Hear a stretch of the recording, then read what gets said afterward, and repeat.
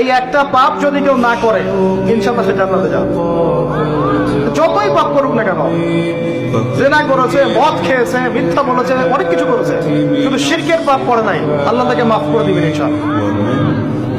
বিশ্বাস করলেন না কথাটা? নবীজি বলেছেন এই উম্মতের যে কোনো ব্যক্তি যতই পাপ করুক না কেন আল্লাহ পাক সমস্ত পাপ মাফ করতে পারেন, কিন্তু শিরকের গুনাহ আল্লাহ পাক মাফ করবেন। তওবা করে যদি মারা না যায় মাফ করবেন। একটা এক্সাম্পল দিয়ে বোঝাচ্ছি তাহলে ক্লিয়ার হয়ে যাবে। মনে করেন কেউ একজন জেনা করেছে, তওবা করার সুযোগ হয় নাই, মারা গেছে না, এখন আল্লাহ পাক কিয়ামতের মাঠে এই জেনার পাপটা মাফ করে দিতে পারেন, যদিও সে তওবা করে নাই। আল্লাহ পাক এই পাপটাও মাফ করতে পারেন।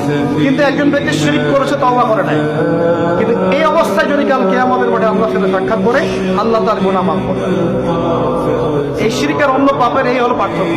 তাহলে সবচেয়ে কোন বিষয়টা থেকে আমাদের বেঁচে থাকা উচিত ভাই? শিরক কি ও কেন? একটা বই পাওয়া যায়, কিনে নেবেন। কিতাবুত তাওহীদ একটা বই আছে, পড়ে নেবেন। কুরআন সুন্নাহর আলোকে বিশুদ্ধ আকীদার অনেক বই পাওয়া যায়। আর আকীদা সংক্রান্ত একটা অনবদ্য বই হলো আল আকীদা আত তাহাবিয়া। এই 4-5টা বই পড়লে আপনার শিরকের কনসেপ্ট ক্লিয়ার হয়ে যাবে।